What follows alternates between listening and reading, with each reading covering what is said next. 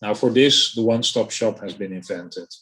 And when I say one-stop shop, of course, we're in Europe, there are 3 one-stop shops. So the 3 one-stop shops are listed here in front of you, and I will go by them one by one. First of all, we have the non-union scheme. The non-union scheme is the continuation of the current mini one-stop shop for non-EU sellers of services.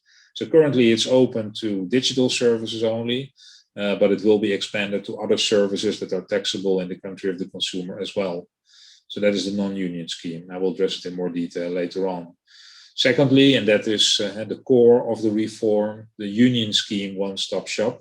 This is the scheme that avoids that you have to get registered for VAT in every country where you exceed the distance selling threshold.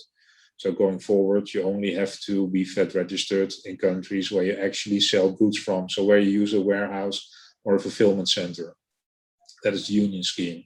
For EU sellers, it can also be used to report services, so both digital services and wider services. Non-EU sellers can also participate in the union scheme, but only for distance sales of goods. So if you are a seller selling both goods and services into the EU, then you may have to enroll for 2 one-stop shops.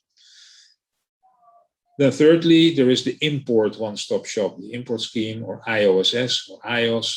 There's various names, but this is the scheme for imports of goods. So where goods are sold from a location outside of the EU to a location in the EU.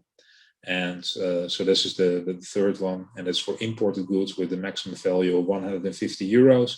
And for that same category of goods, there is a special arrangement for postal and courier operators, which enables the courier or postal operator to collect VAT from the consumer in those cases where the seller is not enrolled for IOS.